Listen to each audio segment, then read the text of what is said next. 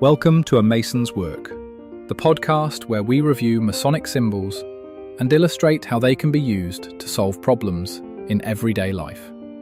With your host, Brian Mattox, a proud member of the Craftsman Online Media Network. So this week we're going to do, as we've done in recent weeks, with the exploration of the Masonic symbols. And today I want to talk about the craft. Now, it's not common to think about the craft in a sort of as a symbolic way or conceptual way. But for our purposes, as we are working on self-development, it makes sense to start to essentially take a lot of the Masonic content and give it a kind of singular focus. So we can say, let's talk about the craft as an entity or as a body.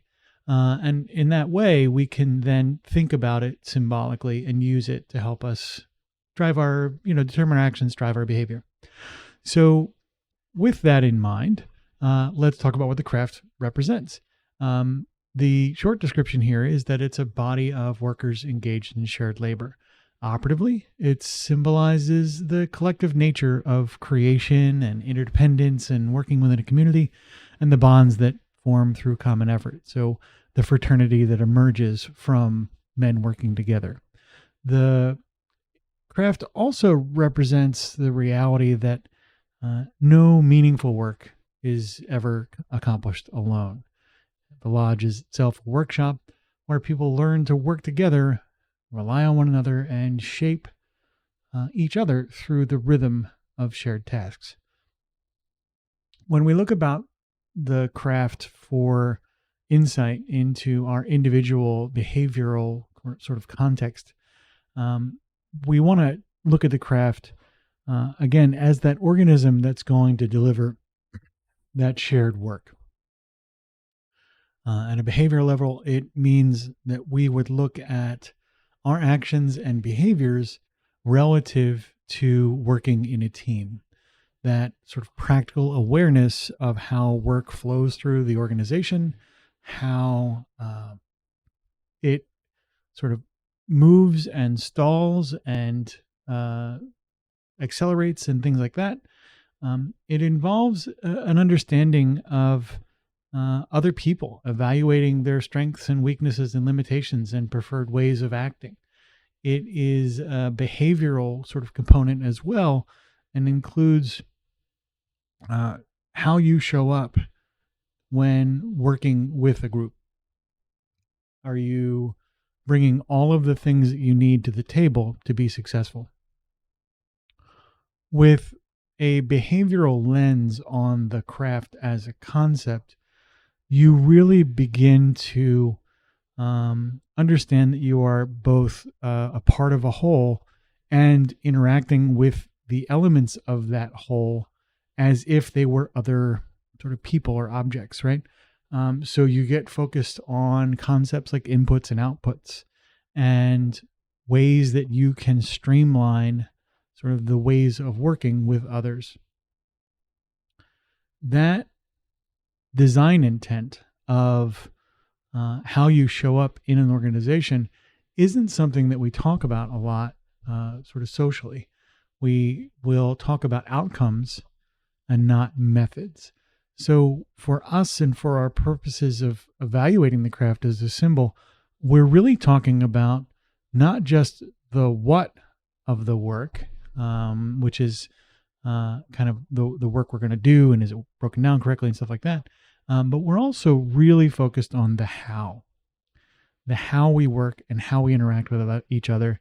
That both implies a certain level of understanding of the organization that we're in, the lodge in this case, but also a deeper understanding of the ways in which people operate. So in this way, when we take a behavioral lens on the craft, we can look at the way our brothers work, and from that way of working, from that understanding, we can begin to figure out how to best leverage their support and effort to help you achieve the objectives you have for the lodge at large. This means simple analysis of things like strengths and weaknesses.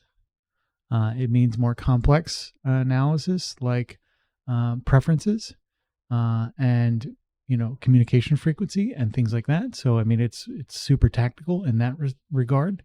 It's also strategic in that you want, particularly if you are acting as a worshipful master, acting as somebody who's cultivating your lodge, you want to make sure not to give folks work that they are destined to fail with.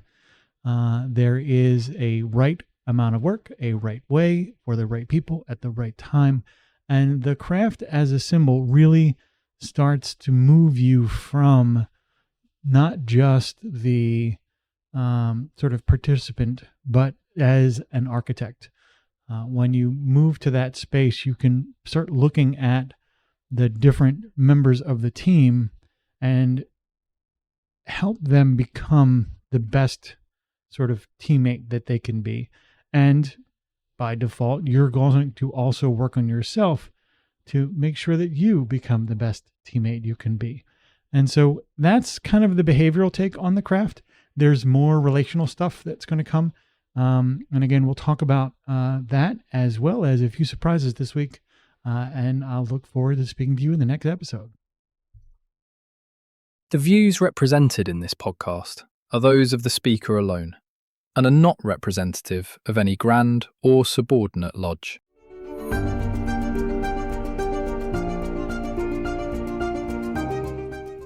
Hi, Brian here. I wanted to thank you so much for listening to this episode. If you have any suggestions or guidance for further episodes you'd like to see or hear, whatever the case may be, please don't hesitate to reach out to me at amasonswork.com, and we will try and incorporate your suggestions into a future recording. Thanks.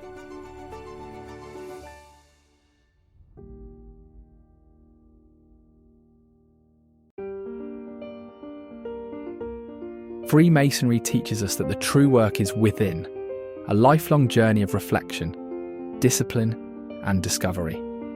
At A Mason's Work, we help Masons bring out their best selves through meaningful self-inquiry and symbolic practice.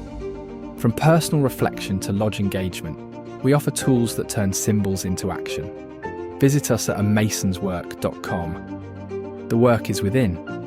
The time is now.